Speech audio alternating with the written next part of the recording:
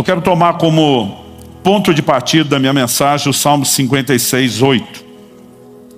Salmo 56:8 é um salmo atribuído a Davi, e a tradição de longa data atribui esse salmo ao momento onde ele teria sido preso pelos filisteus em Gate.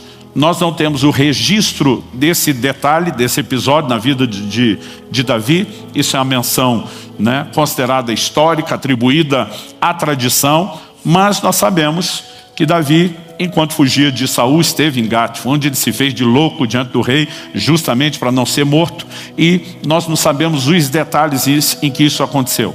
Mas todo o salmo fala de um momento de aflição, e com isso em mente, eu quero que a gente leia o verso 8.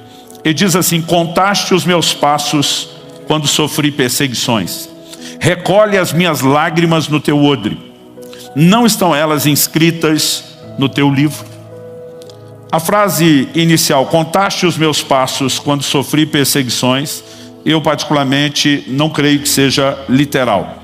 Eu tenho no meu relógio, como muitos de vocês, um contador de passos, e costumo normalmente avaliar, ao longo do dia, se eu dei o mínimo de passos, o básico do movimento que o seu corpo necessita para manter saúde. Agora, eu preciso de um contador, porque eu não tenho tempo, eu não tenho paciência, nenhum de nós, para ficar contando passos. A pergunta é, Deus precisa contar passos? Até porque Ele não apenas é o Deus onisciente, que conhece tudo, mas Ele é o Deus presciente, conhece tudo antes de que as coisas aconteçam. A Bíblia diz que Ele sabe quantos fios de cabelo tem na sua cabeça. Ele sabe quantos passos você vai dar a vida inteira, e Ele não precisa ficar contando. Particularmente, eu não acredito que a declaração é literal. Mas se ela é simbólica, o que significa? Davi está numa trajetória de fuga, peregrinando de lugar para lugar, numa fuga constante de Saul. Ele está longe de casa, longe dos familiares, longe da pátria, de tudo que ele ama, e não pode permanecer num lugar só, porque Saul está determinado a matá-lo, porque o vê como uma ameaça ao trono. Então, enquanto Davi segue peregrinando, e se você ler o salmo todo, você vai entender que é exatamente disso que ele está falando. No verso 1 e 2 ele diz assim: tem misericórdia de mim, ó Deus, porque os homens querem me destruir. Todo dia eles me oprimem, lutam contra mim. Os meus inimigos sempre querem me destruir. São muitos os que atrevidamente me combatem. Então, ele está falando a respeito desse período de aflição, onde ele não fica em nenhum lugar. E contaste os meus passos, o Senhor sabe há quanto tempo eu estou fugindo, por onde eu tenho andado, o Senhor sabe tudo o que eu tenho passado. É uma forma de expressar que Deus de fato não está alheio a tudo que Ele está passando. E na sequência ele diz: recolhe as minhas lágrimas no teu odre, não estão elas inscritas no teu livro? As lágrimas falam de sofrimento e de aflição, e a Bíblia está falando que nada fica percebido aos olhos de Deus. Agora, isso não significa que Deus necessariamente tem um livro literal de registro de lágrimas, e nem tampouco um odre literal onde elas sejam recolhidas. Essa é uma afirmação da Bíblia que, se você tentar tomá-la como literal, ela está isolada. Não há nada que sustente isso. O que você tem ao longo de toda a Escritura é muito mais a sustentação da figura do que necessariamente uma aplicação literal. Eu lembro que desde a adolescência, quando eu tinha momentos com Deus, de oração, derramando meu coração diante do Senhor, eu me lembro várias vezes levantar no chão, e o chão está literalmente molhado, regado de lágrimas. Eu nunca vi um anjo vir recolher essas lágrimas de forma literal. Nunca conheci um crente, nem pessoalmente, nem com testemunho ao longo da história, que possa sugerir a mesma coisa. Nós não vemos um cumprimento literal disso. Então, seguindo a lógica de todo o texto, a conclusão que eu tenho há mais de 30 anos observando esse texto sempre foi de que isso seria simbólico. Mas o desafio era: qual o simbolismo? Qual o significado disso? E honestamente, eu revirei todo tipo de material de estudo, de comentários bíblicos, todos os materiais dos pesquisadores, gente que estuda a cultura, a geografia, todos os detalhes, para tentar traduzir isso para a gente, e nunca consegui encontrar. Não era uma explicação satisfatória, não tinha explicação nenhuma, ninguém fala nada a respeito do assunto. Mas um dia, conversando com um amigo desse dilema, dizer: eu quero entender isso, ele falou: eu ouvi um pastor norte-americano pregar em cima desse texto. eu não sei nem quem era, acho que nem na época ouvi o nome, se ouvi não me lembro para poder dar o crédito, mas ele, resumindo a mensagem do homem, disse que ele pegava esse texto, e foi uma das melhores explicações que eu tive acesso na vida, porque basicamente foi a única, né? Mas ela fez muito sentido. E ele diz, olha, ele trabalhou o elemento cultural. O que é o odre? Quando a gente fala disso hoje tem que explicar, na época todo mundo sabia. O odre era um cantil, uma bolsa feita com couro do animal, né? Onde eles colocavam o líquido dentro e amarravam a boca. Por que normalmente a Bíblia associa o odre ao vinho? Jesus diz que você não põe vinho novo em odres velhos. Em toda a Bíblia você vai achar uma única menção de um odre contendo água. Então ele podia ter esse papel de cantil quando alguém estava em movimento, em viagem, e precisaria de reserva de água e não tinha uma forma mais prática de carregá-lo. Porque aí você não vai levar uma talha de pedra, não vai levar uma vasilha de barro, né? Nada do gênero. Mas você tem uma outra exceção, também uma única vez, que a Bíblia fala de um odre contendo leite. Todas as outras vezes ele está relacionado ao vinho. Por quê? Porque os povos antigos descobriram que o processo de fermentação do suco de uva recém-pisado, esmagado no lagar, né? A fermentação é um processo de transformação natural com açúcar da própria fruta. Eles descobriram que quando você isola o suco da uva num ambiente como o odre, lacrado, e você limita a exposição dele a uma quantidade igualmente limitada de oxigênio, você tem controle sobre a fermentação. Então eles botavam o suco da uva na bolsa, lacravam. Começava o processo de fermentação, a bolsa ia pegar pressão, por isso que Jesus falou que se o odre for velho, se o couro fosse ressecado, não suportaria a pressão, né? Então, por essa razão, ele passou a ser usado basicamente como um instrumento de fermentação, ou traduzindo, de transformação do suco em vinho. E esse pastor dizia, com isso em mente, ele falou, acredito que as pessoas entenderiam melhor, Davi, o que é o suco da uva que vai para o odre, o lugar de transformação, e o que é o vinho que sai depois. Ele falou, o suco da uva é o fruto do espremer das uvas. Ele dizia, o resultado final depois da transformação é algo que em toda a Bíblia está relacionado com alegria. E basicamente ele interpretava um princípio que, se a gente não pudesse construir doutrinariamente, exegeticamente em cima desse texto, ao longo de toda a Escritura é inegável, de que Deus transforma tristeza em alegria. Ele dizia, as lágrimas são fruto do esmagar das aflições nas nossas vidas, assim como o suco de uva é o fruto do esmagar das uvas. Ele dizia, mas se o resultado final é vinho, e o Salmo 104:15 fala do vinho que alegra o coração do homem, que é figura de alegria na Bíblia, né? Aliás, a alegria é um dos frutos do Espírito, e o vinho é um dos símbolos do Espírito Santo ao longo das Escrituras. Então, ele dizia, o odre é um ambiente de transformação, de tristeza em alegria. E basicamente o que Davi simbolicamente estaria dizendo seria exatamente isso. Eu não posso te garantir com toda certeza que foi essa a intenção do salmista. Mas o que eu posso te garantir é que, no mínimo, isso é uma boa ilustração para tudo aquilo que a palavra de Deus apresenta de forma explícita. Em João, no capítulo 16, no verso 20, Jesus diz, vocês ficarão tristes, mas a tristeza de vocês se transformará em alegria. Ele não fala apenas de ser substituída, mas transformada. Em Jeremias, no capítulo 31, no verso 13, né, a Bíblia diz, então a virgem se alegrará na dança, juntamente com os jovens e os velhos.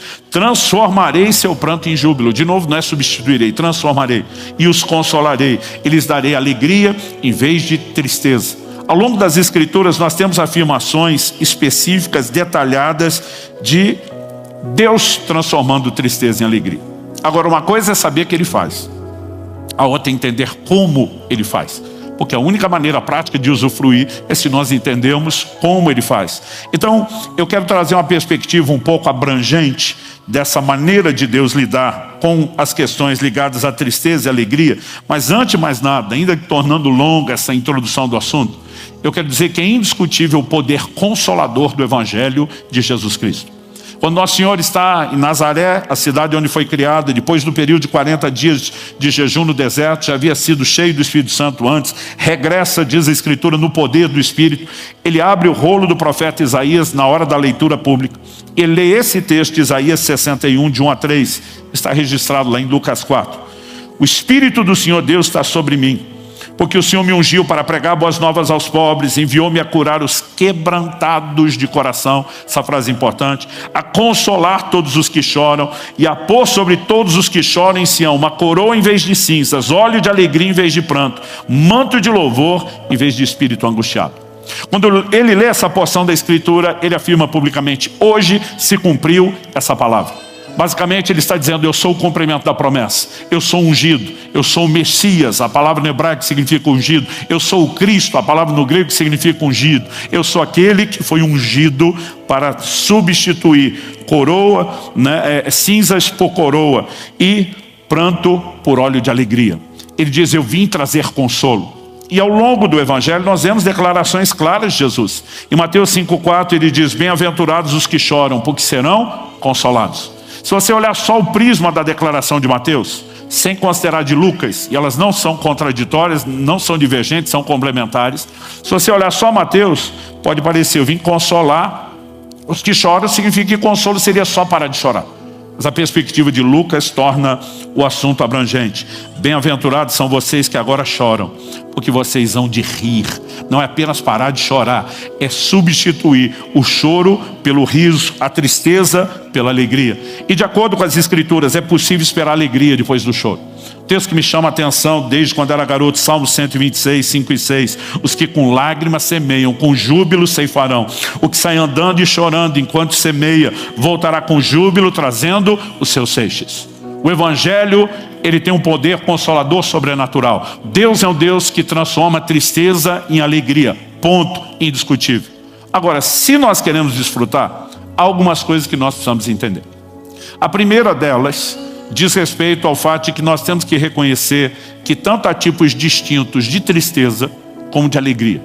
Se a gente não fizer a separação, nós vamos ter aparentes contradições nas declarações bíblicas. Eu já aprendi desde garoto com meu pai, repito muito isso, que a Bíblia não se contradiz. Então, diante de qualquer aparente contradição, você tem um desafio de interpretação.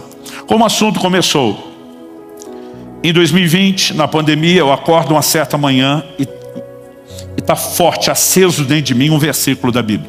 Não é uma lembrança, porque eu não li nada nos últimos dias, semanas, eu diria até meses a respeito do assunto, não ouvi ninguém falar, comentar, pregar, mas eu acordo e aquele versículo está vivo dentro de mim. A declaração envolvendo o rei Ezequias, que está lá em 2 Reis, no capítulo 20, no verso 5. O profeta Isaías tinha vindo dar uma notícia: põe ordem à sua casa, você vai morrer, você não vai viver. A Bíblia diz que ele vira para a parede, ele chora, ele ora a Deus. Isaías nem foi muito longe, o Senhor diz: volte e diga a Ezequias, príncipe do meu povo, ouvi as tuas orações, vi as tuas lágrimas, eis que eu te curarei. Ao terceiro dia você subirá à casa de Deus. E essa expressão, vi as tuas lágrimas, pensa num negócio que veio forte dentro de mim. Eu dizia: Deus não apenas ouve as orações, Ele vê as lágrimas, Ele não é indiferente a elas. E é por isso que eu comecei com o Salmo de Davi: contaste os meus passos quando eu sofri perseguições, o Senhor não está alheio a nada disso. Recolheste minhas lágrimas no teu odre, elas estão todas no seu livro, nada passa desapercebido. Mas o Senhor não apenas assiste indiferente, o Senhor realmente está prestando atenção, disposto a fazer algo. E aquele negócio, vi as tuas lágrimas, mas se me deu um surto de fé, enlouqueci. Eu dizia: nosso choro chama a atenção de Deus, Ele não está indiferente à nossa dor. Aquilo dentro de mim ferveu o dia inteiro, eu estava empolgadíssimo. Mas no dia seguinte acordei com outro versículo, que parecia antagônico, contrário até. Qual era o versículo? Malaquias 2,13. Vocês cobrem o meu altar com choro, com lágrimas, com gemidos, e eu não vos ouço. Falei: mas ontem o Senhor via as lágrimas, agora o Senhor está nem aí para as lágrimas. E aquilo dentro de mim o dia inteiro. Como a Bíblia não se contradiz, eu entendi, nós estamos diante de um enigma. E Deus quer que eu possa meditar, refletir. Mas gente, eu pensava, eu quebrava a cabeça, não chegava a lugar nenhum. Então primeiro comecei a conversar com a Kelly. Lissa estava na época em casa, botamos ela na discussão. E eu lembro que a turma dizia assim: se você não sabe, a gente também não. Eu lembro que na ida a São Paulo, nós fomos de carro, toda a família, porque Com a pandemia nós não estávamos podendo ter reuniões, a não ser aquelas transmissão online com muito pouca gente, os devidos cuidados. Então vários eventos, inclusive que nós teríamos, né, e outros que eu participaria, estavam todos no online. E um desses nossos eventos seria o caso da DOC. E como a maioria dos preletores estava na região de São Paulo, nós transferimos o centro das gravações, né, para Campinas, usamos a estrutura de uma igreja lá, e lá fomos. No caminho, parei em São Paulo, na casa do pastor Eibe, e à noite nós estávamos hospedados com eles, tinha um momento do culto familiar que nós participamos, e sempre tem um momento do compartilhar da palavra. E o Eibe fala assim para mim: você quer compartilhar algo? Eu falei: eu quero compartilhar uma dúvida. E falei: e aí, Deus vê ou não vê as lágrimas? Né? Eibe e André me olharam com a mesma cara da Kelly, nunca paramos para pensar nisso. Né? Mexemos, tanto os filhos dele como os meus, estudando teologia, começamos a questionar, ninguém opinava nada. Ao longo da próxima semana, em vários eventos, todos os pregadores que eu encontrava diziam: aí, a turma dizia: nunca parei para pensar nisso. Né? E aquela angústia, eu falei: Deus, eu não vou chegar lá sozinho, eu preciso de ajuda. Eu ficava orando, uma característica que eu tenho, que eu chamo, né, de persistência. Minha mulher às vezes chama de teimosia, mas eu dificilmente desisto de alguma coisa. E eu fiquei orando. A gente já estava voltando, tinha passado mais de uma semana, eu diria que talvez em torno de 10 dias. E eu lembro que num momento específico, vindo pela 116 de São Paulo, mais ou menos na altura de entrar no estado do Paraná, que é o último 1/4 da viagem, eu pergunto para Kelly: será que você pode assumir o volante e dirigir? Ela, surpresa, olha, descansou, sou desses fominha para dirigir. Eu falei: não, filha, está baixando um download em banda larga aqui e eu não posso perder essa informação. Nós trocamos de lugar, eu já puxei o computador, comecei a escrever que nem um doido. E eu lembro que o trânsito estava quase parado na serra e ela ficava olhando e dizia: está rendendo aí.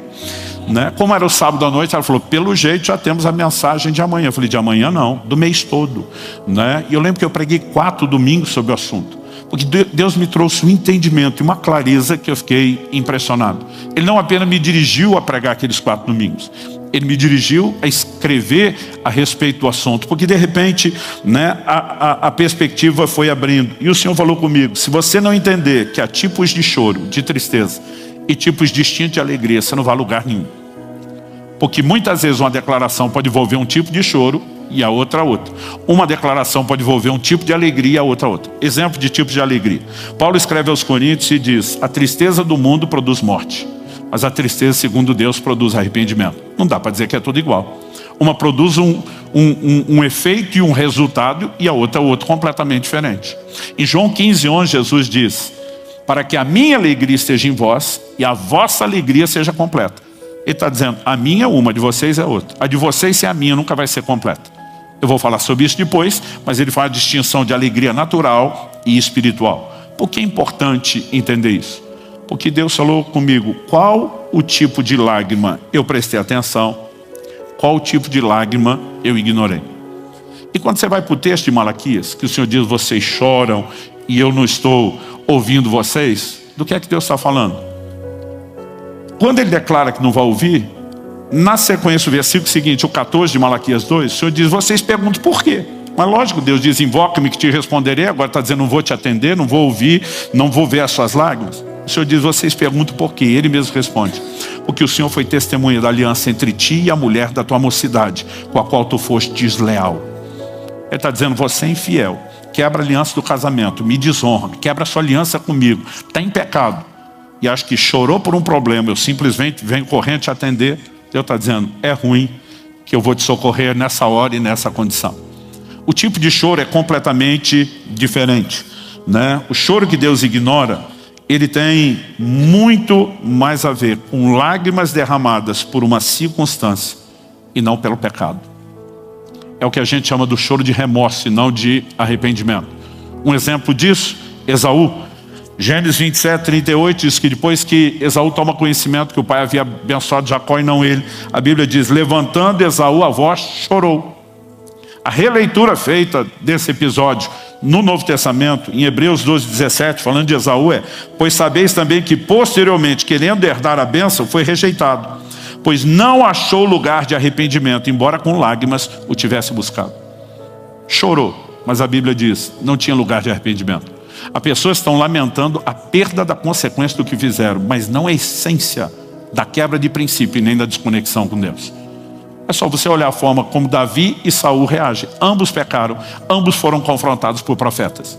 Quando Samuel vai a Saul dizendo: o Senhor vai tirar de você o reino, vai sair, ele agarra o Samuel pela capa, a ponto de rasgá-la e diz: fica comigo, me honra diante do povo. Ele não estava nem aí com Deus, não sinalizou nenhum pesar pelo que fez a Deus, mas falou: você vai ficar do meu lado, vai manter a média, porque eu não quero ninguém me olhando diferente. Então naquele momento a única preocupação é: o que é que eu vou perder aqui nas circunstâncias? Quando Davi pecou, o salmo de arrependimento dele no 51 é: não retires de mim o teu espírito e nem tampouco a alegria da tua salvação. Em outras palavras está dizendo: se tiver que perder o reino eu perco qualquer outra coisa, eu não posso perder o Senhor. Dá para perceber a essência da diferença. Então nós conseguimos olhar ao longo da Escritura. Pedro nega Jesus 3 vezes, chora amargamente. Mas a Bíblia diz que Judas, depois de trair Jesus, tomar de remorso, vai se enforcar. Há uma diferença entre uma coisa e outra. Então, o mesmo Deus que transforma a tristeza em alegria, ele vai fazer afirmações na Bíblia que podem soar contraditórias.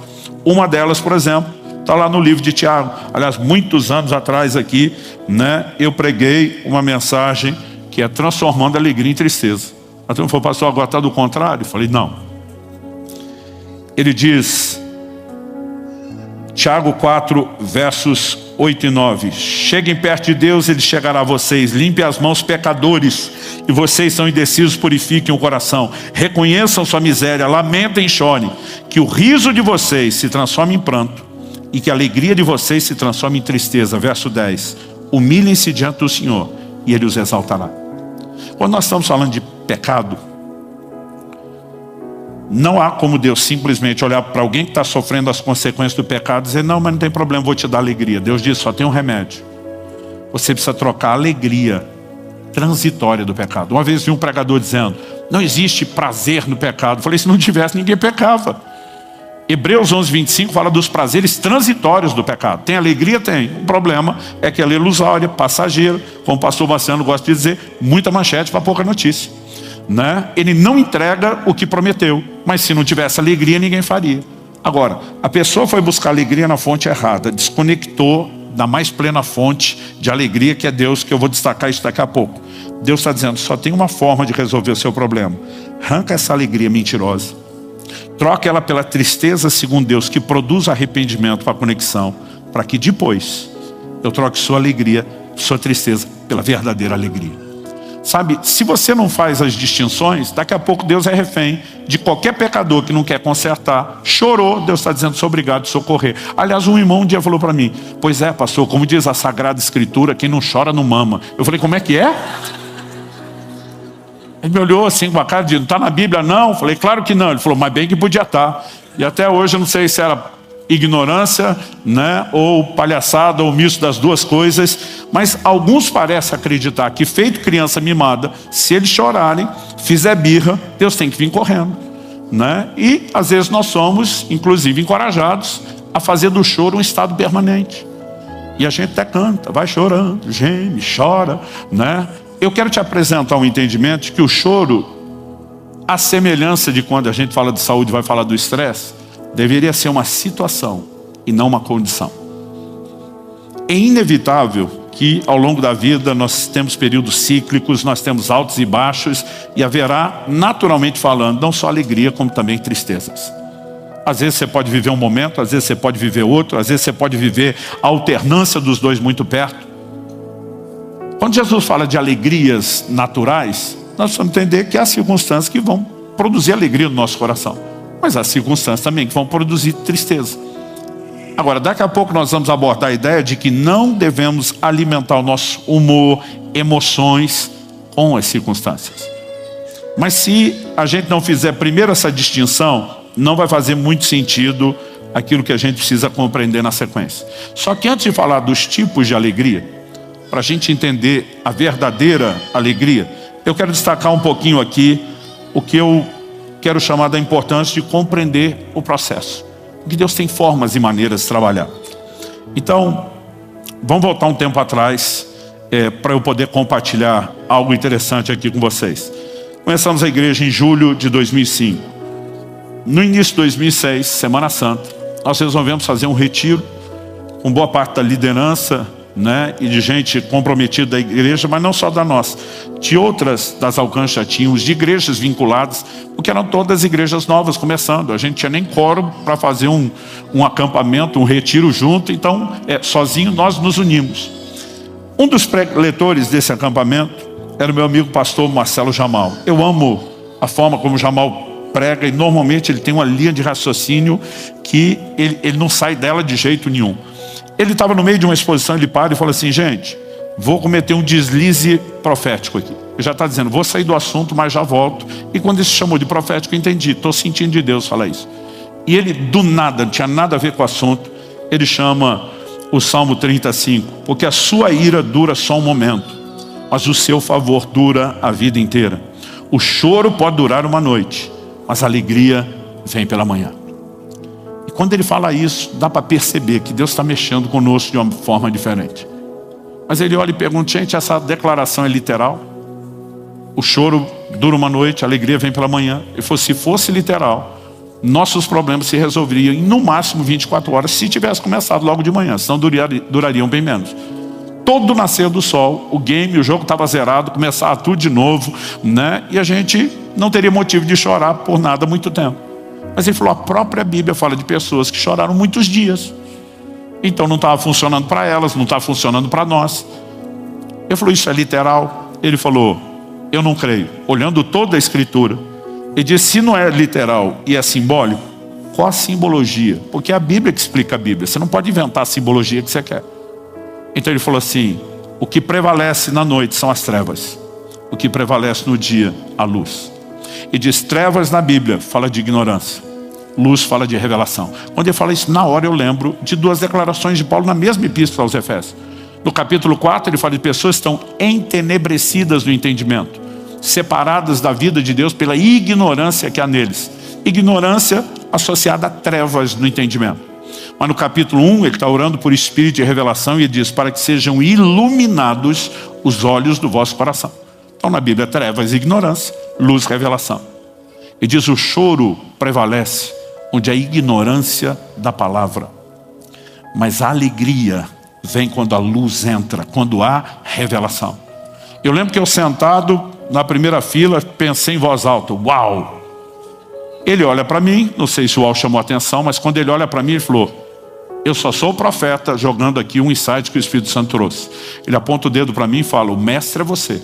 E quem vai escrever um livro inteiro sobre isso é você. Alguém do lado: glória a Deus. Eu falei: glória a Deus, porque não é tu. Eu falei: eu não sabia nem o que ele está falando, agora sou obrigado a escrever um livro inteiro sobre... Gente, eu nem levei aquele negócio a sério. Foi só o dia que eu terminei de escrever o livro que o Espírito Santo me fez lembrar. Mas parece que eu assisti um filme, Jamal me olhando, apontando o dedo. E quando essa recordação veio, não parecia ser mera recordação, né? Parece que Deus me fez assistir aquilo de novo. O Espírito Santo falou comigo: eu quero que você leve luz da minha palavra para dissipar as trevas da ignorância. Para quê? Para que a gente possa viver intervenção. Então, se é a palavra que dissipa isso, nós precisamos entender isso de forma completa e abrangente. Quando eu olho para as Escrituras, em primeiro lugar, o choro é legítimo. Há momentos onde eu e você estamos enfrentando a dor e não tem por que negar isso. A Bíblia diz que Jesus chorou. João 11:35. Curioso é que ele chora porque Lázaro, seu amigo, morreu. Mas ele chora antes de ressuscitá-lo e sabe que vai ressuscitá-lo porque avisou os seus discípulos que vai ressuscitá-lo. Tecnicamente não tinha nem motivo para chorar, porque era uma situação que já ia ser mudada, mas antes de mudar, ele se reservou o direito de chorar. Isso me faz entender que eu e você, que somos gente como qualquer outro, temos todo o direito de chorar. E há situações onde é importante que a gente chore.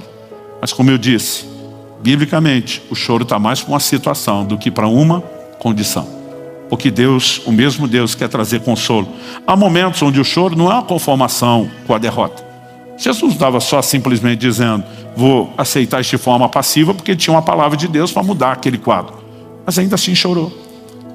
Quando Ezequias chora virado para a parede, evidentemente, nas minhas contas, ele tinha 39 anos de idade, né? A gente tem a sensação de que a vida, pelo menos em termos de construir algo efetivamente, a partir dos 40, ele não queria morrer.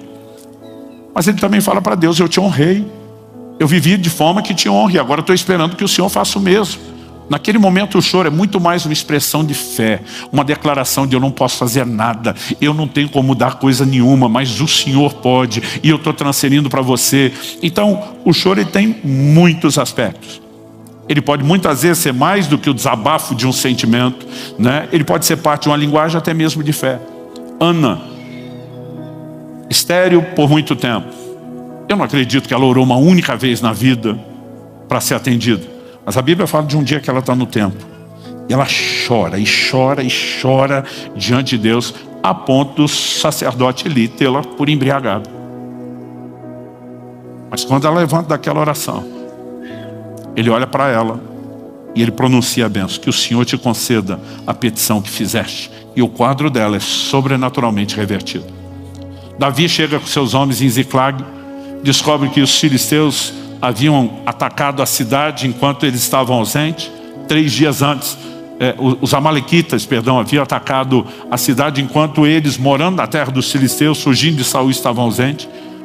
E a Bíblia diz que quando chega lá, a cidade está destruída, queimada, mulheres e filhos tinham sido levados cativos, assim como todo o gado e os bens. A Bíblia diz que Davi e os seus homens choraram até não ter mais força para chorar. Uma coisa é você parar de chorar porque foi consolado. A outra é você parar de chorar porque não aguenta mais continuar chorando. Mas a Bíblia fala no verso 6 de 1 Samuel 30. Davi, porém, se fortaleceu no Senhor seu Deus. É importante chorar? É. Mas só o choro não estava produzindo muita coisa. E ele tem um posicionamento de fé. Ele consulta o Senhor. Ele faz a Deus 2 perguntas. Curioso é que Deus dá 3 respostas. Deus responde a pergunta que eu acredito, imagino, que ele não teve coragem de fazer, estava temeroso. Primeira pergunta: Senhor, devo perseguir os amalequitas? Deus diz: vai que é tua, Davi. Segunda pergunta: vou alcançá-los? Faz 3 dias, eles estão na dianteira, estão longe. O Senhor diz: vai alcançá-los. E aí o que ele não pergunta, Deus diz: você vai recuperar tudo e todos. Que talvez essa altura a missão de persegui-los será só vingança? Ou será de resgate? E Deus está dizendo: vão recuperar tudo. E aquela tristeza foi transformada em alegria. O choro, ele está presente em vários momentos das Escrituras e a gente percebe para ser mudado por Deus. Salmo 126, 1 e 2. A gente citou antes os 5 e 6. Dos que com lágrimas semeiam. 1 e 2 diz: quando o Senhor restaurou a sorte de Sião, ficamos como quem sonha. Então a nossa boca se encheu de riso e a nossa língua de júbilo. Agora, quase todos esses textos, eles estão apontando para uma mudança de circunstância. Ezequiel está chorando porque não quer morrer.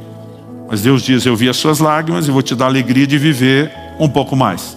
Deus restaurou a sorte de Sião, que estava devastada.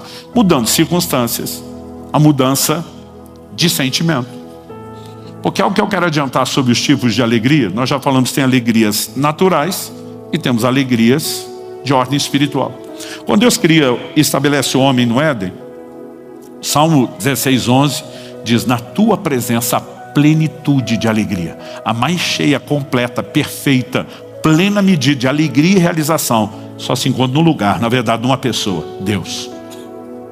E diz: a sua destra, delícias perpétuas. Diferente dos prazeres transitórios do pecado, as alegrias em Deus são permanentes, são duradouras, são eternas. Agora, quando Deus cria o homem, que porque ainda não pecou, tem plena comunhão com ele, fonte de acesso, ele não privou o homem de outras alegrias. A Bíblia diz que Deus olha para o homem e diz: não é bom que esteja só. Emocionalmente Deus falou: você precisa de um semelhante, um outro nível de interação. E Deus bota em execução o plano eterno do casamento, para dar não apenas deleite emocional, mas até deleite físico. Deus diz para o homem: vocês podem comer de toda a árvore do jardim. E esse toda, eu brinco que na minha Bíblia está em negrita e caixa alta, toda. Porque assim, Deus podia ter feito uma fruta só, com uma única cor, cheiro, tamanho, textura, né, sabor, com todos os nutrientes. A gente comeria a mesma coisa o resto da vida. Ia ser um tédio, mas a nutrição estaria garantida. Mas não foi isso que Deus deu. Ele nos deu o paladar. Alguns de nós temos superpoderes no paladar, né? E Ele caprichou na variedade. Ele está dizendo: eu não me importo que vocês tenham acesso a outras formas de alegria. Mas eu disse: não tem só a alegria da minha presença e essas naturais legítimas. Eu disse: vocês só não podem ultrapassar esse limite e buscar alegria em terreno proibido. Porque essa falsa alegria do pecado vai roubar vocês tanto da alegria natural como da espiritual, porque nem a natural é duradoura e vai desligar vocês da fonte. Ele deixou claras advertências. E se eu e você não entendemos a dinâmica, nós podemos bagunçar as coisas. Por quê? Se eu e você achamos que tristeza ou alegria é só circunstancial, então Deus só tem uma maneira de transformar tristeza em alegria. Qual? Mudando a circunstância. E sempre em nosso favor. Exemplo de alegrias naturais, além das que eu já dei. 4 anos atrás, na pandemia, um mês depois de eu ter pregado toda essa série de mensagens, na verdade, no início do mês, na sequência, Kelly e eu tivemos uma das maiores alegrias naturais da vida. Entramos para a adolescência. Eila Maria, nossa primeira neta, nasceu. E a gente não sabe se a gente classifica a gente de bobão ou babão, né? Porque é uma mistura dos dois. É uma delícia isso. Mas não é uma alegria espiritual, gente. Qualquer avô, e os netos são a sobremesa da vida, não é? Temos avós no recinto. Gente, talvez já nessa semana que vem está chegando meu 3º neto, né? É uma delícia, é bom demais. Mas mais ou menos uns 15 dias, não deve ter passado muito depois disso, meu sogro faleceu. E nós tivemos dor e tristeza dentro de casa. Sabe o que é curioso? Que a tristeza da perda do meu sogro, né? Aquele olhando para o pai, não roubava a alegria do nascimento da neta, mas a alegria do nascimento da neta não acabava com a dor. Porque eram circunstâncias diferentes. E cada um gerava um tipo de sentimento. E nós tivemos que lidar com os dois quase que ao mesmo tempo, de forma simultânea. Se Deus transformasse tristeza em alegria só mudando circunstância, a gente não teria nenhum familiar próximo morrendo e permanecendo morto. E o luto muitas vezes vai durar tempo. Então nós precisamos entender biblicamente que o processo é maior. Ainda que em certas circunstâncias, né, nós vamos ver Deus mudando o que está do lado de fora, aquilo que é circunstancial. Muitas vezes Deus não vai mudar o que está do lado de fora. Ele vai mudar do lado de dentro. Então deixa eu te dar um exemplo disso. Uma das perguntas que as pessoas me fazem muito quando estão lendo a Bíblia, falam: pastor, eu não entendo bem isso. É quando Jesus, lá no Getsemane, diz: Pai, se possível, passa de mim esse cálice. Fala: pastor, o que é passar o cálice? Eu falo: olha, na Bíblia, e até especificamente no ensino de Jesus, cálice é sofrimento. Jesus está pedindo para escapar de um sofrimento. A pergunta é: qual sofrimento? Ele está na agonia da morte que está para se manifestar. Ele sabe que ele não vai ter só sofrimento físico. Ele vai carregar os pecados do mundo todo, a ponto de na cruz bradar: Deus meu, por que me desamparaste? Billy Graham, um dos maiores evangelistas da história, dramatizou isso como dizendo que naquele momento Deus vira as costas para o Senhor Jesus, porque Ele assumiu a nossa separação, a dor da nossa separação. A agonia foi tamanha a ponto de ele transpirar gotas de sangue, né? É algo assim, fisiologicamente, a pessoa tem que viver um nível de tortura assim, absurdo para chegar nesse ponto. E antes mesmo da coisa começar, ele já está vivendo esse nível de sofrimento. O que você acha que ele está dizendo para Deus? O livro de Hebreus explica o que aconteceu lá no Getsemane, e essa releitura é importante. Hebreus 5, de 7 a 9, diz assim: Ele, Jesus, nos dias da sua carne, ou seja, enquanto como homem, como eu e você nos dias do seu ministério terreno, tendo oferecido com forte clamor e lágrimas, orações e súplicas a quem o podia livrar da morte. E tendo sido ouvido por causa da sua piedade, embora sendo filho, aprendeu a obediência pelas coisas que sofreu. E tendo sido aperfeiçoado, tornou-se o autor da salvação eterna para todos os que lhe obedecem. Tendo oferecido com forte clamor, lágrimas. Esse é o momento que a Bíblia descreve Jesus chorando. Mas a pergunta é: Deus mudou a circunstância? Jesus escapou da cruz? Não. Porque o próprio Jesus lá diz: mas seja feita não a minha, mas a sua vontade. E o texto diz que ele foi aperfeiçoado enquanto homem. A Bíblia diz que ele aprendeu a obediência pelas coisas que sofreu, no processo que passou. Eu lembro da adolescência lendo esse texto e eu fiquei assim muito confuso. Eu dizia: mas peraí, como que Jesus aprendeu a obediência se ele sempre foi obediente? A definição bíblica de pecado em 1 João 3,4 é a transgressão da lei. A Bíblia diz que Jesus nunca pecou, então ele sempre obedeceu. Se ele já é obediente uma vida inteira, como é que ele está aprendendo obediência? Eu fui conversar com meu pai, não tem nada errado nessa tradução. Eu não estava duvidando da Bíblia, mas estava duvidando da tradução. Meu pai riu e falou: não, filho, não tem nada de errado. Eu falei: mas como que ele aprendeu obediência? Ele já era obediente. Meu pai deu uma resposta que eu não entendi, foi nada, eu achei ele vazio. Falou: filho, não está falando de aprender os primeiros passos da obediência. Está falando de aprender os últimos. Eu fiz cara que entendi, saí, fiquei anos insatisfeito com aquilo. Meu pai já estava com o Senhor. E um dia eu estou lendo Filipenses capítulo 2, falando de Jesus. Ele, subsistindo na forma de Deus, não teve o ser igual a Deus, algo ao qual deveria se aferrar, se prender.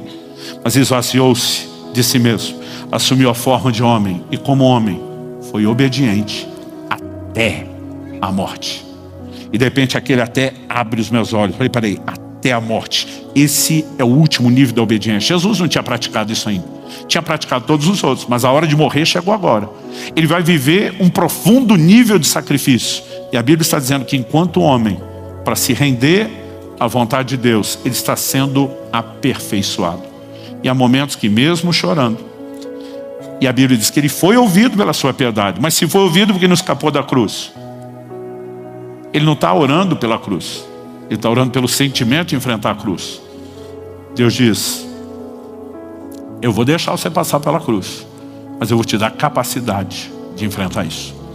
E sabe, há momentos onde nós vamos perceber que Deus não está mudando as circunstâncias, Ele está nos mudando em meio às circunstâncias.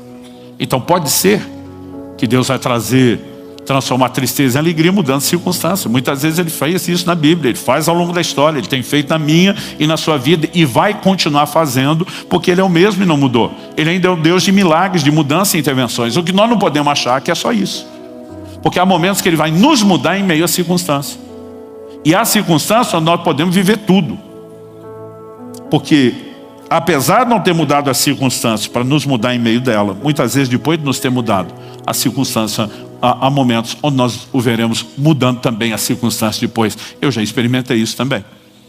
Agora, o que nós precisamos entender é que se a tristeza transformada em alegria não é apenas mudança de circunstâncias e pode ser uma mudança interior, a pergunta é como isso se processa. Porque quando a gente fala das circunstâncias, não é difícil entender. Eu citei no início João 16:20, quando Jesus diz: a tristeza de vocês se transformará em alegria. Se olhar o contexto, Jesus está anunciando sua morte. E ele diz assim: em verdade digo que vocês vão chorar e se lamentar e o mundo vai se alegrar. Ele diz: enquanto vocês estão sofrendo minha perda, o mundo está nem aí para mim, me odiando, vai fazer festa. Ele diz: mas a vossa tristeza se transformará em alegria, porque ele diz: eu vou surpreender, e quem estava alegre com a minha morte vai ficar assustado e triste, e vocês estavam tristes, vão ficar felizes. Essa mudança era circunstancial. Jesus estava anunciando sua ressurreição. Mas é só isso? Não. Cântico profético de Abacuque capítulo 3, de 17 a 19. Ainda que a figueira não floresça, que não haja fruto na vide, que o produto da oliveira falhe, que os campos não produzam mantimento, que o rebanho seja exterminado da malhada e no curral não haja gado. Não é porque tudo dependia da agropecuária. Ele está basicamente dizendo: ainda que a casa caia, que o circo pegue fogo, que tudo vá para o beleléu. E diz: todavia eu me alegrarei no Senhor, exultarei no Deus da minha salvação, porque Ele faz os meus pés como os da costa e me faz andar nos meus lugares altos. Todo cristão precisa entender que para viver alegria nós não dependemos apenas de circunstâncias favoráveis. Nós temos acesso à mais plena, poderosa fonte de alegria, que não é de origem circunstancial. E ela emana do próprio Deus. Quando olho para as Escrituras, evidente, esse é o meu terceiro e último aspecto. Eu e você precisamos entender a fonte da verdadeira alegria. Quando Jesus diz: para que a minha alegria esteja em vós e a alegria de vocês seja completa, ele deixou claro: tem a de vocês, tem a minha. A de vocês sem a minha nunca será completa. A pessoa pode ter todas as alegrias circunstanciais, ela nunca estará satisfeita e realizada. E não tem uma pessoa nessa terra, por melhor que seja a sua vida, que estará preenchida sem Deus. Mas a questão é: Deus apenas preenche a alegria natural? Não. Ele preenche o espaço até quando essa das circunstâncias está faltando. O apóstolo Paulo diz em Filipenses capítulo 4, eu vou ler do 11 ao 13. Digo isso, não porque esteja necessitado, porque aprendi a viver contente. Você pode repetir essa frase? Diga: aprendi a viver contente. Agora com mais empolgação. Em toda e qualquer situação. Paulo está dizendo: eu não dependo de situações favoráveis para estar contente. Agora isso não é automático, não é espontâneo. Ele falou: aprendi. Ele está dizendo: descobri um segredo. acessei algo que muita gente não acessou. Verso 12, sei o que é passar necessidade e sei também o que é ter em abundância.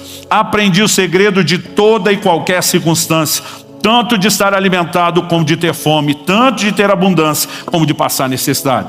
Ele diz, não importa se eu estou no melhor momento, se eu estou no pior, né? Se eu estou surfando na onda, se eu estou no pior perrengue, aprendi a viver contente. Paulo então divide logo o segredo. Verso 13, tudo posso naquele que me fortalece. A maioria dos crentes lê tudo posso como se fosse posso fazer, realização. Paulo não está falando disso. Ele diz, eu posso suportar. Não importa se tem escassez ou se tem abundância. Minha alegria, o meu humor não é ditado pelas circunstâncias. Ele está dizendo, eu tenho uma outra fonte, minhas raízes estão em Deus. É Ele que me fortalece. É Ele que me dá o que eu preciso para enfrentar qualquer situação. E vou enfrentar com um sorriso no rosto. E aí você olha para a primeira geração de apóstolos, uma igreja perseguida, maltratada, atacada, e o tempo todo cheio de alegria. Atos capítulo 5, verso 41, nos fala dos apóstolos saindo do sinédrio alegres por terem sido considerados dignos de sofrer afrontas pelo nome do Senhor. Jesus diz, alegrai-vos quando vos perseguirem. Evidentemente, a Bíblia não está focando o processo, que é desconfortável. Prisão daquela época não era melhor do que a de hoje. Normalmente era bem pior. Mas o próprio Jesus em João 16 diz, a mulher grávida, quando está para dar à luz, sem tristeza. Jesus não está desmerecendo essas mães, são heroínas. Aliás, se dependesse de nós, os homens, para ter filho, a terra estava desabitada há muito tempo. Eu acho de uma grandeza e de uma coragem impressionante, né? Essa reta final do parto da minha nora, eu estou orando mais por ela do que pelo bebê que está chegando. Porque eu fico pensando, se fosse eu estaria que nem Jesus no Getsemane, dizendo, passa de mim esse cálice, né? Mas ela tem tristeza. Por mais que ela vai encarar isso bravamente, ela sabe o que está esperando, principalmente quem já passou. Mas Jesus diz, mas logo depois de ter nascido o filho, já não se lembra da tristeza, pela alegria de ter chegado alguém ao mundo. Esse entendimento é importante para você compreender o que Tiago 1,2 está dizendo. Meus irmãos, tende por motivo de grande alegria. Fosse só alegria, já era um desafio. O passados por várias provações. Fosse só aprovação no desafio, mas várias. Como ter grande alegria em várias provações? E diz, sabendo que a prova da vossa fé produz perseverança. A perseverança vai ter ação completa, para que vocês sejam íntegros, inteiros, não faltando em coisa alguma. Basicamente está dizendo que a alegria não vem do processo. Ela vem do resultado. Então ele diz, encare o processo que é doloroso, já antecipando o resultado, entendendo que isso justifica e que vai valer a pena. Agora, se a gente apenas administrar isso, nós vamos dizer que nós estamos num mero gerenciamento psicológico e emocional, de uma alegria que ainda continua circunstancial. Mas a Bíblia, além de nos levar até essa boa atitude, ela ainda nos leva a conectar com a fonte que é sobrenatural de consolo. De um Deus que pega o fruto do esmagar das nossas aflições, as lágrimas, e tem o poder de transformar em alegria. E ao olhar para as Escrituras, eu vejo declarações de Deus fazendo isso de forma sobrenatural. Salmo 16, 8 e 9, Davi diz, tenho o Senhor sempre diante de mim. Estando Ele à minha direita, não serei abalado. Porque não serei abalado. Ele está passando por circunstâncias difíceis, mas com Deus dá para segurar. Por isso o meu coração se alegra, o meu espírito exulta. E é depois disso que ele vai afirmar no verso 11, tu me farás ver os caminhos da vida, na tua presença a plenitude de alegria, e à tua direita a delícias perpetuamente. Nós precisamos resgatar a conexão com a alegria sobrenatural.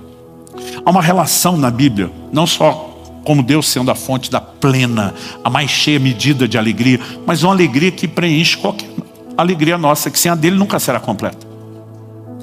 E quando a Bíblia fala sobre isso, ela relaciona muito com a pessoa do Espírito Santo. Atos 13, 52, diz que os discípulos estavam cheios de alegria e do Espírito Santo. Nós precisamos entender que essas coisas vão sendo relacionadas. Só que você pega essa declaração, cheios de alegria e do Espírito Santo, parece duas coisas desconexas. Todas as outras afirmações bíblicas mostram que elas estão conectadas. Gálatas 5:22 fala que o fruto do Espírito é, entre vários aspectos, alegria. Romanos 14:17, o reino de Deus não é comida nem bebida, mas justiça, paz e alegria no Espírito Santo. Não meramente circunstancial, no Espírito Santo. 1 Tessalonicenses 1,6, Paulo diz: vocês se tornaram nossos imitadores do Senhor, recebendo a palavra com a alegria que vem do Espírito Santo, apesar dos muitos sofrimentos. Ou seja, dependesse das circunstâncias, está todo mundo triste. Pedro fala que as provações têm esse poder de contristar, mas ele diz: tem uma alegria que vem do Espírito Santo. Nós estamos bebendo de outra fonte, nossas raízes estão em outro lugar. Mas um texto que eu amo, Hebreus capítulo 1, verso 9: Deus, o teu Deus, te ungiu com óleo de alegria, como a nenhum dos teus companheiros. Ungido com óleo de alegria. Basicamente a Bíblia está dizendo que é uma unção de alegria. Lembra quando Jesus em Lucas 4 cita Isaías e ele diz: eu vim consolar os que choram, pôs sobre os que choram iniciar uma coroa em vez de cinza. Ele diz: dar óleo de alegria em vez de pranto. Existe uma unção sobrenatural. Eu tive minha primeira experiência com isso aos 18 anos de idade. Estava profundamente chateado com as circunstâncias que hoje, com a bagagem, experiência da vida, com certeza não teria me afetado tanto. Mas na época, para a imaturidade, eu estava devastado. Mas eu levei o assunto a Deus. E eu gastei tempo suficiente na presença dele para conectar nessa bendita tomada. E eu lembro de um momento onde a oração virou. A glória de Deus encheu aquela sala, eu fui cheio do Espírito Santo. Mas diferente de tudo que eu tinha experimentado até aquele dia, o resultado não era apenas orar em outras línguas. Eu fui tomar de uma alegria inexplicável, que parece que eu explodi. Eu me via rolando no chão da sala de casa, rolando, rindo, mas de doer a barriga. Era uma coisa assim, mas não era como rir de algo engraçado. Era um transbordar de prazer e deleite inexplicável. E quando parecia que eu ia me recuperar, uma outra onda de glória vinha e me pegava, né? Foi uma atrás da outra. Eu lembro o momento onde, muito tempo depois, eu levanto aquele chão. As circunstâncias eram as mesmas, mas eu não era mais o mesmo. Aquilo me afetava. Eu estava conectado na fonte. Nós precisamos resgatar a expressão de uma alegria que é maior do que qualquer circunstância. Muitos de nós estamos vazios porque estamos buscando na fonte errada. Quando Jesus olha para a mulher samaritana e diz: quem beber dessa fonte voltará a ter sede, ele não falava só da fonte. Ele estava falando de todas as fontes que aquela mulher estava procurando. Ele falou: você já teve 5 maridos, o que você tem agora não é. Ele está dizendo que você vai beber de tudo e não vai encontrar alegria em absolutamente nada. Mas quem beber da água que eu lhe der. E aí nós temos a diferença. Nos últimos anos Deus começou a trazer um entendimento tão claro e maduro dessas coisas, mas também uma experiência que começou a me levar para um lugar de crise. No ano passado eu tive uma experiência com a visitação de Deus. Eu nunca senti tanto deleite na minha vida. Que ela observa, depois de uns dias ela falou: você te conhece, você está em crise. Eu falei: estou em crise. Ah, foi idade? Eu falei: não, virei os 50 na melhor fase. Estamos vivendo a melhor fase do nosso casamento, dos filhos, do ministério, tudo. Só tenho gratidão a Deus. Ela falou: qual a crise? Eu lembro que eu olhei para ela e falei: amor, nós estamos vivendo um momento de colheita, depois de décadas de semeadura.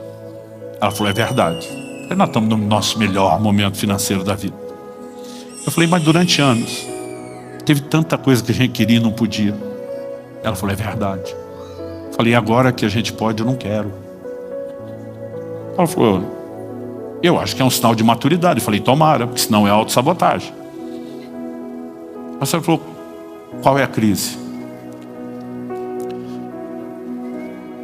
Isso ainda mexe comigo.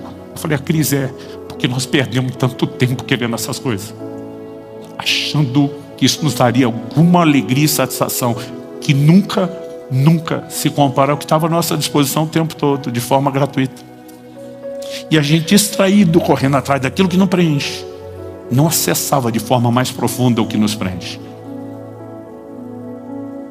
Quando Davi chora arrependido, ele diz para Deus 2 coisas: não retires de mim o teu espírito. A gente viu a conexão entre o Espírito Santo e a alegria. Mas ele diz: e nem tão pouco a alegria da tua salvação. Qual deveria ser a maior alegria na minha e na sua vida? Não deveria ser circunstancial. Em Lucas, no capítulo 10, no verso 17, os discípulos que tinham sido enviados por Jesus, não só para pregar o evangelho, curar enfermos, mas também expulsar demônios, eles voltam empolgados. O texto diz assim: então os 70 voltaram cheios de alegria, dizendo: Senhor, em teu nome os próprios demônios submetem a nós. Eles estão empolgados com algo que é circunstancial. Gente, é uma delícia ver o poder e a autoridade do nome de Jesus. Expulsei meu primeiro demônio aos 15 anos de idade. Eu gostei tanto que entrei no time dos caça-fantasmas. podia ver alguém tremer na igreja, até é meu, dava quase briga, né? A gente queria ver a autoridade do nome de Jesus. Isso é maravilhoso. Não só a realidade do mundo espiritual. Uma cena que eu tenho forte assim na minha memória. Nos primeiros anos do pastorado em Guarapuava, um líder de uma célula me liga e fala assim: pastor, podemos antecipar e agendar sua supervisão? Eu falei: supervisão de célula é surpresa, filho, senão não seria supervisão. Ele falou: mas eu preciso do senhor essa semana. E eu sei que é muita gente para visitar. Eu falei: amigo, não é assim que funciona. Ele falou: pastor, deixa eu ser honesto. Nós chamamos um cara metido com a magia, o reino das trevas, que o senhor não tem noção. E ele aceitou vir na célula. Ele falou: vai dar ruim. Não tem chance desse cara do jeito que está. A hora que bater com a presença de Deus ali, não dá conflito. Ele falou: eu não estou preparado para isso. Ele falou: nunca te pedi, eu preciso de você. Lá fui eu. Sentamos, a reunião vai começar. Primeiro acorde que a pessoa bate no violão e chama o nome de Jesus. A criatura endemoniou, mas de um jeito nem eu tinha visto. Pelo jeito ninguém, porque não sobrou um crente na sala além de mim. O homem era magrinho, franzino, mas ele cai pro chão e começa a serpentear, literalmente, com os braços e perna fechada. Eu não sei como ele arrastava no chão, parecia uma serpente. Não ficou um, ele veio na minha direção. Eu estou sentado numa cadeira de madeira, que ela é toda madeira maciça, daquelas coisas bem de antigamente que não se faz.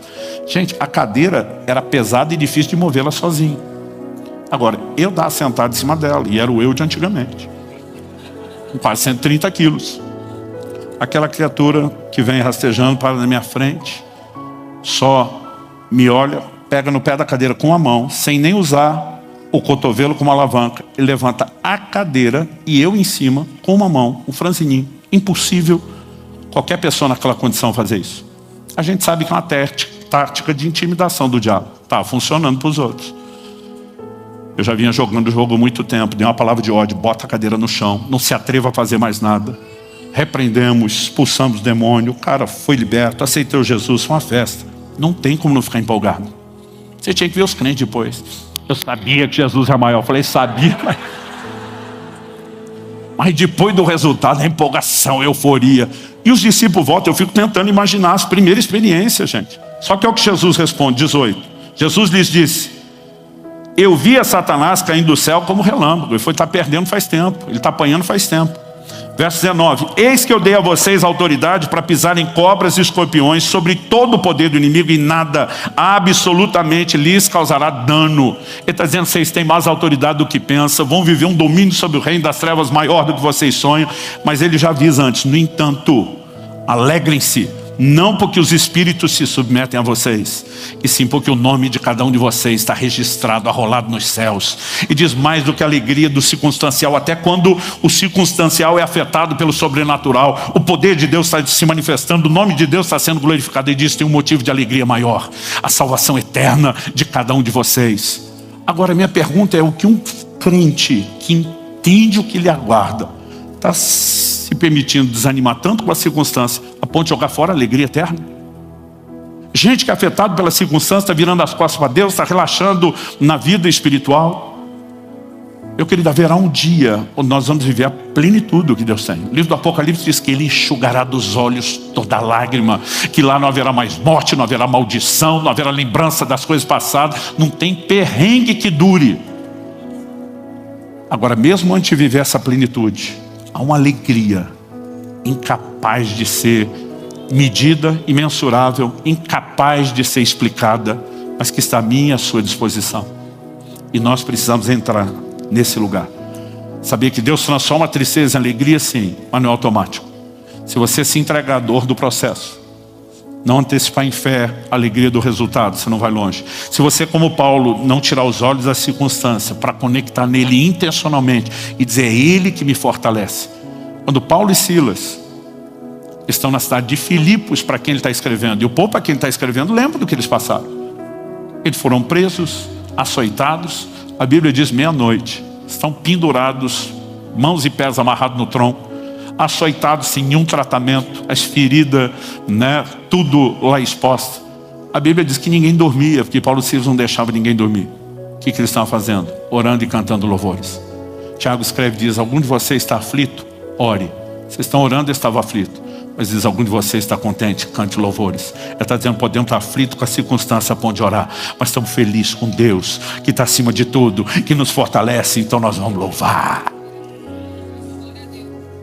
E pessoas que entraram nesse lugar primeiro, aí vão ver terremoto, sacudindo a prisão, abrindo porta. Sabe, eu e você precisamos conectar e celebrar de forma contínua a alegria da salvação. Você pode dizer amém? Vamos ficar em pé para parecer que está acabando.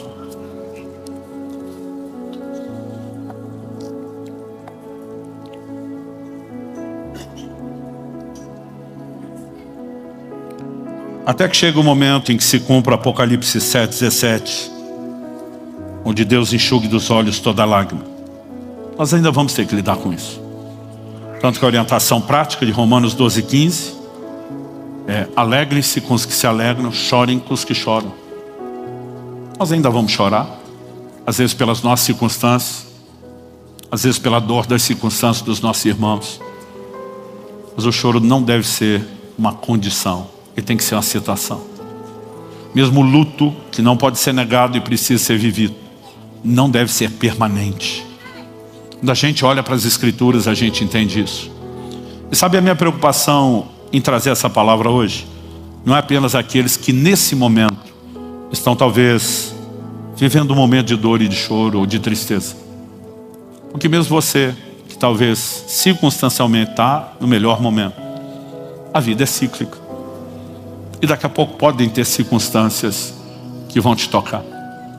E o que eu e você precisamos é, como Paulo diz, eu aprendi a viver contente em qualquer situação.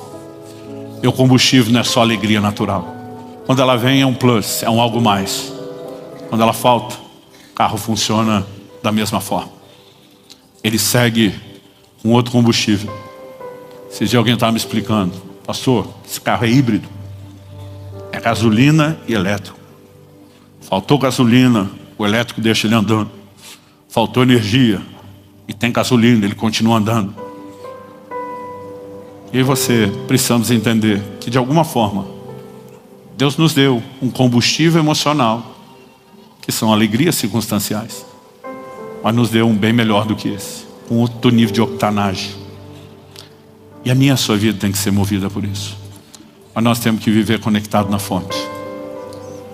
Essa relação com Deus não pode ser de vir apenas um culto por semana e achar que tudo tem que acontecer num culto que a gente quer que termine o mais rápido possível. A conexão tem que ser diária, tem que ser contínua. Quando Paulo escreve, diz, orai sem cessar, ele está dizendo, permaneça conectado o tempo todo. Não importa se você está no seu trabalho, se está na vida comum do lar.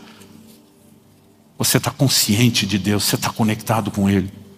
Você pode permitir, não apenas Ele te sustentando, mas às vezes até evitando situações ruins, pela direção do Espírito Santo.